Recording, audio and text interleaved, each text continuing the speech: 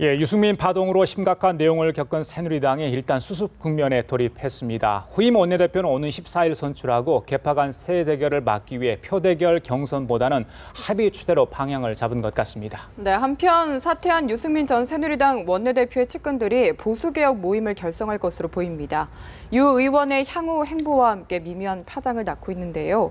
새누리당 싱크테크인 여의도 연구원 부원장을 맡고 있는 이종혁 전 의원 그리고 정우김 전 새누리당 의원 두 분 모시고 이야기 나눠보겠습니다. 어서 오십시오. 네, 안녕하십니까. 안녕하세요. 어서 오십시오.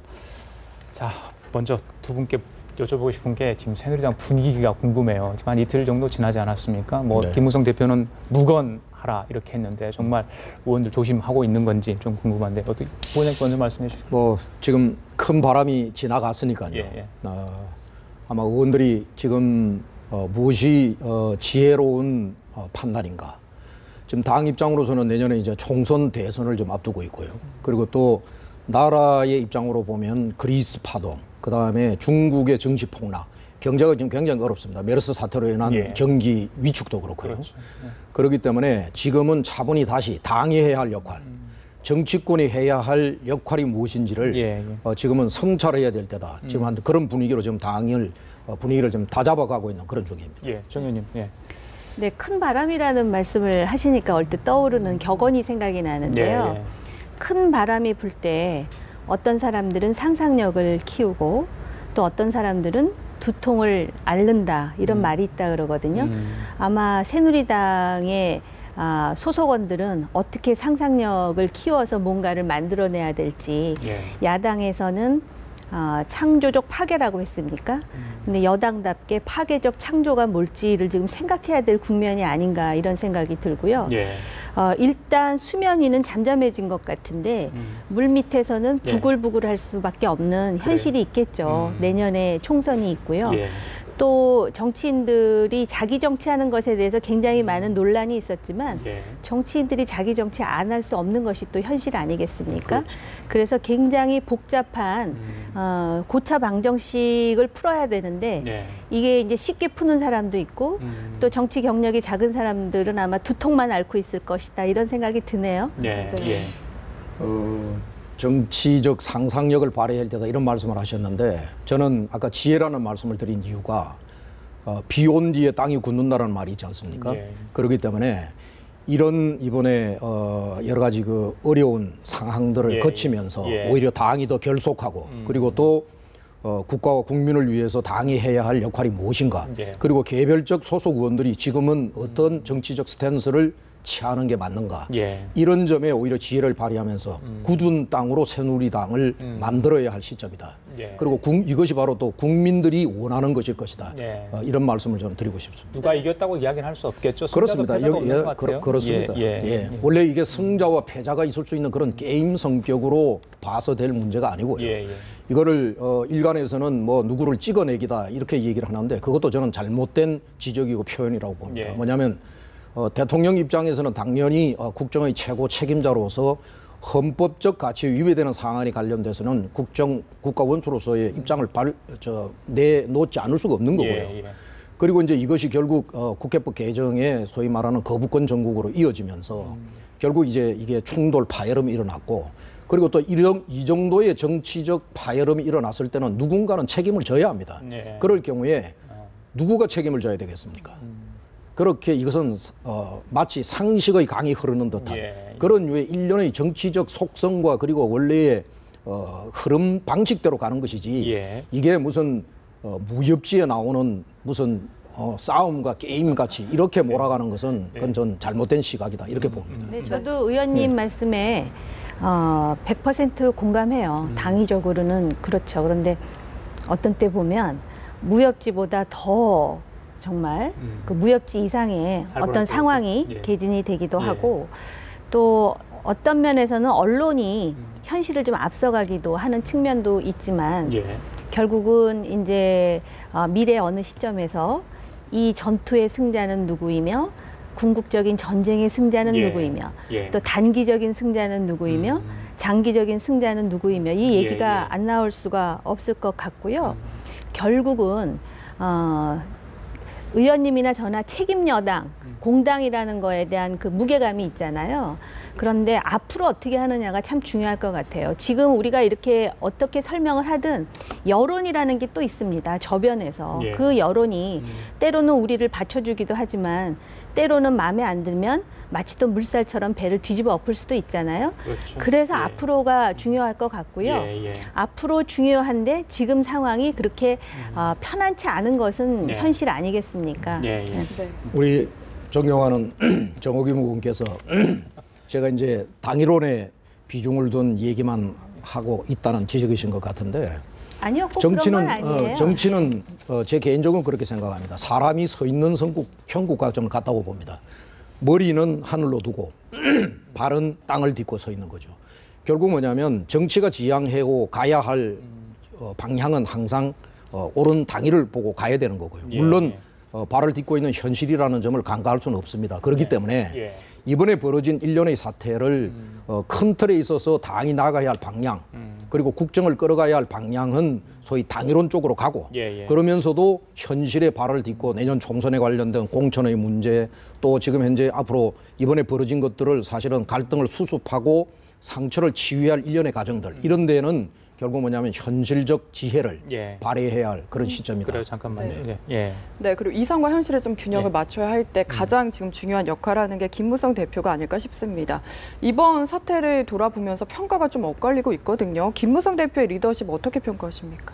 제가 먼저 답변할까요? 네. 만약에 이 상황이 이제 경착륙을 시도한 거죠. 사실은 연착륙이라고 보기에는 무리가 있지 않겠습니까? 요 사이는 뭐 모든 정보가 실시간으로 전파가 되고 그래가지고 있는 그대로 말씀드리는 게 최고의 방책이라고 생각을 하는데요. 경착륙을 시도했고 또 지금 당을 안정화시키기 위해서 당대표로서 많은 노력을 기울이고 계시고요. 또 당대표로서 할 일을 했다고 생각합니다. 가정법적으로 만약에 이 상황이 계속돼가지고 여당이 계속해서 혼란스러운 그러한 상황을 보여주면 또 왜 당대표로서 지도력을 발휘하지 않느냐라는 비난을 받을 수밖에 없었을 것이고요.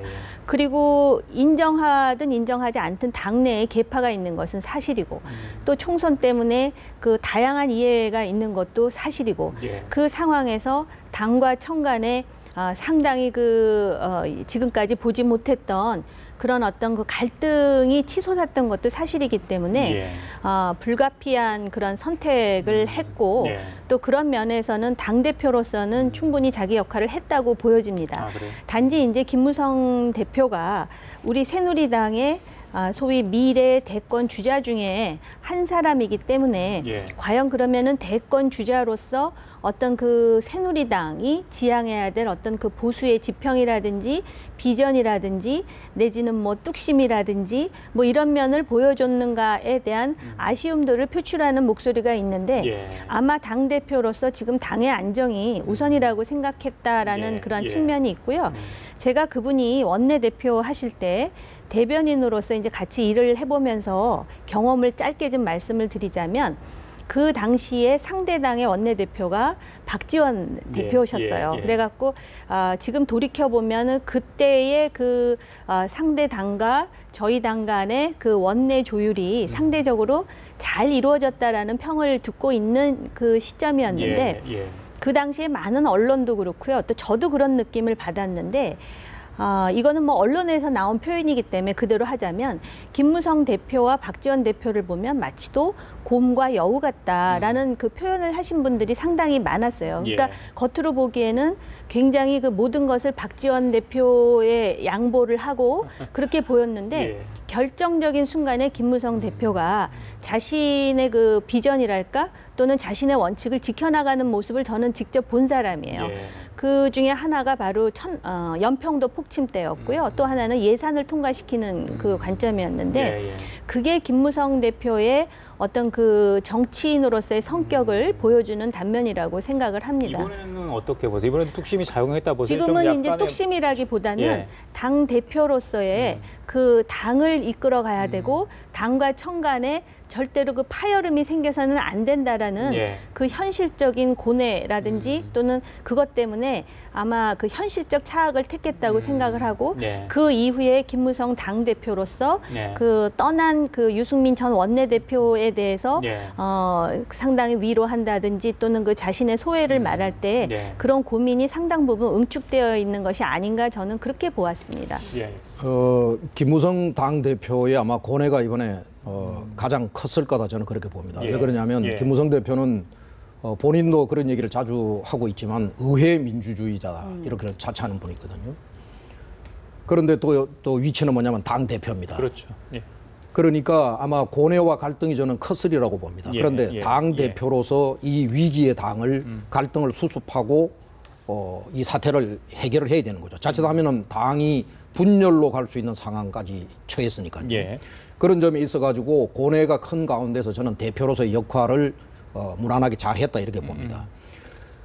자기 분치를 하는 보기 좋은 정치를 하기는 쉽습니다. 사실은. 대개 보면은 우리 한국 정치에서 보면 그런 사례들이 많은데요.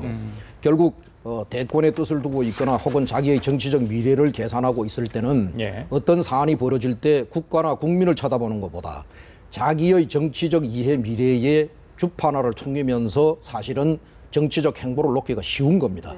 그런 측면으로 본다면 이번에 부정적으로 김무성 대표에게 오는 비난의 뭐 이를테면 여론 혹은 화살 이런 것들을 몰랐을 리가 없을 텐데 결국 소위 자기 정치보다는 결국 당을 살리는 게 어디에 있는가 하는 이런 류의 저는 선택을 저는 현명하게 한 게 아닌가 그렇게 보아집니다. 물론 이 세상에 100%가 다 옳고 100%가 다 그런 것은 없는 법이죠.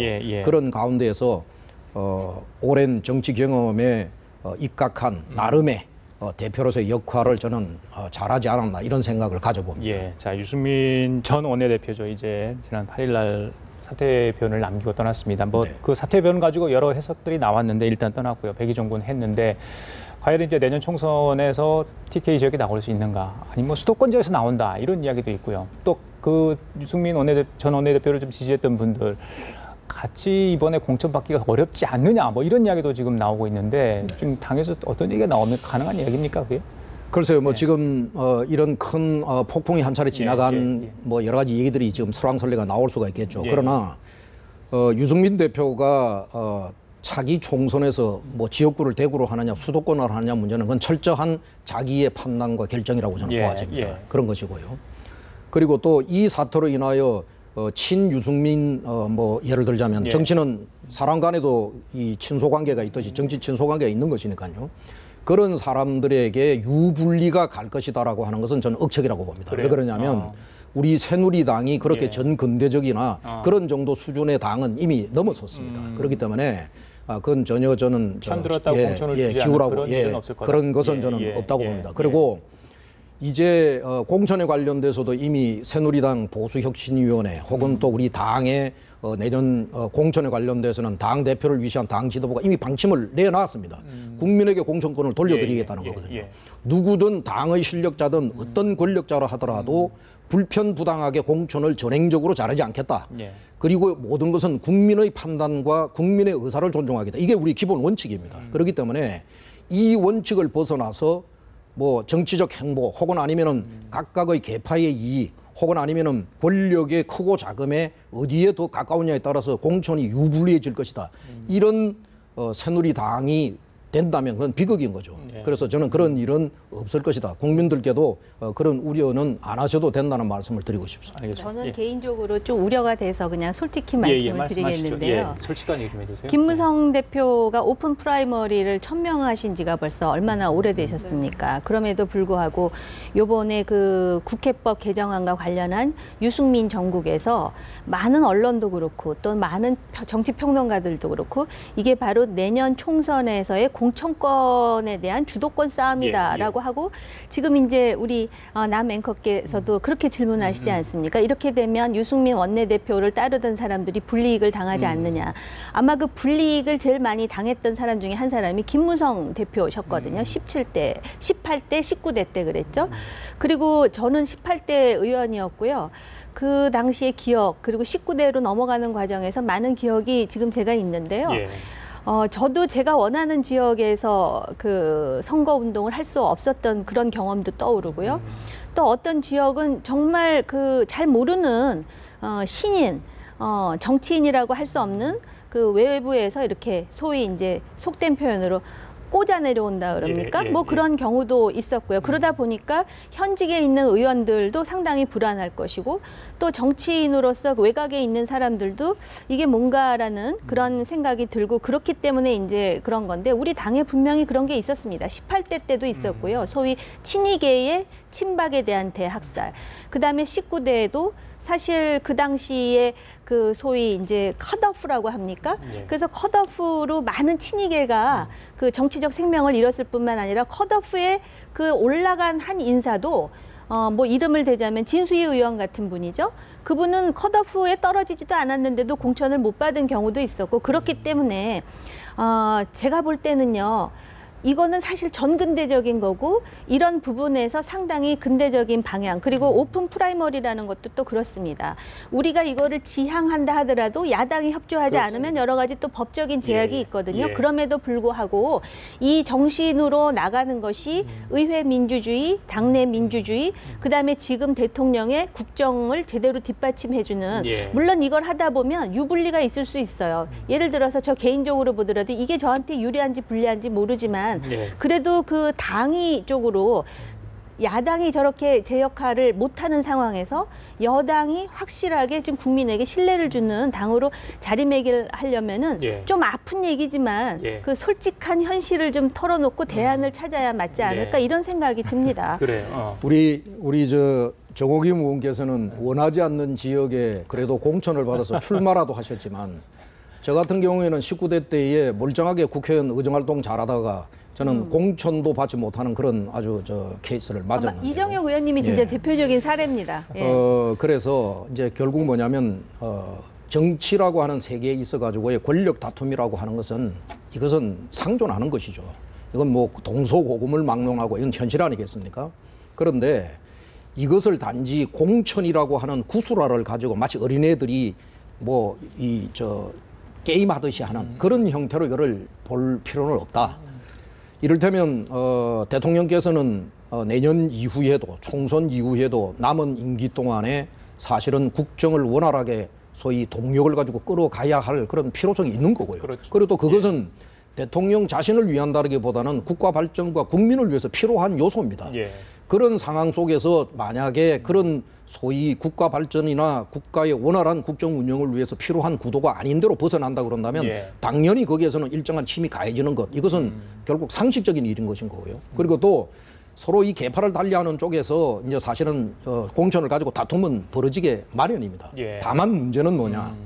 이것이 바로 뭐냐면 소위 그 부패 공천, 밀실 공천, 그 다음에 자기네들의 정치적 이해관계나 혹은 경쟁자, 혹은 키워서는 안 될 사람들을 바른 식의 이런 소위 공천들이 횡행해 왔고 보복 공천은 없어요. 거기에 그렇습니다. 그런 류의 정치 보복 공천이 있었던 거죠. 아까 우리 정호빈 의원께서 지적하신 김무성 대표의 18대, 19대 때의 공천 사례는 저는 거기에 대표적인 사례라고 보는 겁니다. 그래서 이런 류의 사례들을 보면서 우리 국회의원, 소속 국회의원들의 가슴 속에는 아마 피해의식이 남아있을 겁니다. 일종의 트라우마죠. 그러니 예민하지 않을 수가 없는 것이고요. 그래서 저는 아까 계속 당위를 얘기하는 게 뭐냐면 이럴 때일수록 현실에 입각해서 그 어떤 소위 안을 내놓는다 하더라도 그것은 결국 완벽한 솔루션이 될 수가 없다. 그러니 미래 우리 한국의 정치를 위해서도 그렇고 국가 국민 어디를 보더라도 이제는 공천에 관한 하는 누구가 진정 국민을 위해서 필요로 한 정치인인가? 또 소위 당에 필요한 국회의원이 누구인가? 뭐 여러 가지 잣대가 있을 수 있겠죠. 그런 것에 입각한 공정한 룰에 의한 공천이 이루어져야 한다. 이런 게 저는 원칙이 되어야 한다는 말씀을 드리는 거예요. 제가 별건 아닌데 하나 바로 잡고 싶은데요. 아주 간단하게. 원하지 않는 지역에 공천을 받았다는 뜻이 아니고요. 원래 제가 원하지 않는 지역이라면 제가 선거운동한 지역 국민들에게 얼마나 큰 결례입니까? 그래서 그건 좀 바로 잡고 싶습니다. 어쨌든 그래서 그런지 유승민 의원도 뭐 살아남아라 이런 발언을 했다는 이야기도 들리고 있는데 그건 정치 덕담이죠. 어쨌든 덕담하지 않습니까? 다른 표현을 할 수 있잖아요. 그런데 그런데 이제 한 게 아니고 잘 되길 바란다고 했다고. 정치권에서 할 수 있는 이를테면 인연을 맺었던 사람들에게 할 수 있는 가장 큰 덕담이 잘 되기를 바란다. 내년 총선에서 살아 돌아오라. 옛날에 우리 대통령께서도 18대 때에 그 참 모진 공천 바람이 한번 지나고 난 다음에 그때 하신 말씀이 그 유명한 살아서 돌아오라 그 말씀이셨잖아요. 그래서 이것은 일종의 최고의 정치 덕담이다. 이렇게 뭐 특별한 다른 정치 달리 해서 가면 같이 좀 살아보자 이렇게 생각도 돼요. 같이 사는 게 제일 좋겠죠. 네. 일부에서는 유승민 의원님 이제는 수도권으로 진출할 것이다 이런 의견도 들리고 있거든요. 네, 그것은 이제 아까 말씀드린 대로 모든 정치인들은 자기의 지향점이 있습니다. 목표도 있을 수 있고요. 유승민 대표라고 해서 왜 정치 목표가 없겠습니까? 그런 차원에서 이런 일련의 과정들을 거치면서 20대 총선에서 소위 자기의 목표에 다가가기 위해서 예. 어떤 정치적 선택을 해야 될 것인가. 그것은 순전히 개인 정치인의 몫입니다. 그래서 그 판단은 이제 앞으로 이제 어떤 판단을 하는지 우리가 한번 또 관심 있게 지켜볼 필요가 있겠죠. 알겠습니다. 네. 자, 유승민 전 원내대표 이제 사퇴를 했는데 새 원내대표를 좀 뽑아야 됩니다. 14일 날 이제 원내대표 이렇게 경선이 될지 일단 추대 형식이 될지 모르겠습니다. 최고위원 회의에서는 뭐 일단 추대로 좀 가자. 예. 모양새를 이렇게 그렇게 갖추자. 이렇게 좀 합의가 좀 이루어진 것 같습니다. 그런데 이제 뭐 심재철 의원 같은 경우는 출마를 하겠다 이렇게 하지 않았습니까? 예. 그래서 몇 분이 나올지 모르겠는데 여러 가지 이제 후보군들이 좀 예상이 되고 있어요. 근데 네. 뭐 선수도 좀 고려해야 되고요. 뭐 지역 안배 또 뭐 상대당과의 관계, 새정치연합과의 또 원내대표 관계 이런 것들 좀 다 살펴야 되지 않습니까? 그렇습니다. 또 친박 비박 이거 고려 안 할 수 없는 상황인 것 같은데 김무성 대표도 좀 골치가 좀 아플 것 같아요. 예. 또 청와대 입장 이번 사태를 겪으면서 청와대 눈치도 봐야 되지 않을까 싶고요. 그 두 여러 가지 문제가 있는데 제가 먼저 좀 말씀드릴까요? 저는 이 부분에 관련돼 가지고 아까 계속 제가 지혜라는 말씀을 드렸는데 지금은 당당청청해야 된다고 봅니다. 당은 당다워야 되고 청와대는 청와대다워야 된다. 저는 이 말씀을 좀 드리고 싶고요. 그리고 지금 일단은 상처가 났습니다. 상처가 났기 때문에 비상시국이죠. 당으로서는. 그렇기 때문에 지금은 무엇이 생채기를 상처를 빨리 아물게 하는 것인가. 이런 측면에서 이제 지도부에서는 당연히 합의 추대에 대한 얘기가 나오는 것이고요. 그런데 이제 저희들 당원 당규에 보면 만약에 누구가 경선을 굳이 나서겠다고 그런다면 이것을 말릴 방법은 없는 겁니다. 그렇죠. 그럴 경우에는 결국 원내대표 또 선출로 들어가야 되는 거죠. 또 이게 또 어떻게 보면 민주주의니까요. 그래서 그것은 조금 추이를 좀 지켜볼 필요가 있다. 이렇게 보아집니다. 네. 그 당당청청이라는 말에 아주 100% 공감을 하고요. 지금 비상시국인 건 맞고요. 그래서 추대 쪽에 대한 그 원내 의원들의 의견이 아마 다수가 아닐까 이런 생각이 들고요. 또 누군가가 경합하겠다 하면 당내 민주주의 절차에 따라서 경합을 할 수도 있는 일이지만 이것 자체가 무슨 큰 파란이 될 것 같다는 생각은 안 들고요.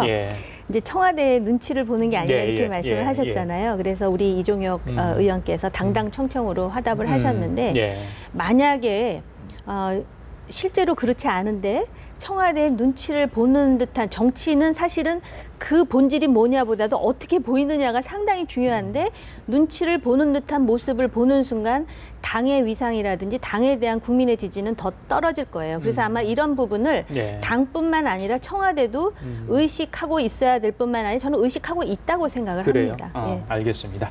자, 지금까지 여의도 연구원 부원장을 맡고 계신 이종혁 전 의원 그리고 정홍임 전 새누리당 의원 두 분 모시고 재밌는 이야기 좀 나눠봤습니다. 말씀 잘 들었습니다. 감사합니다.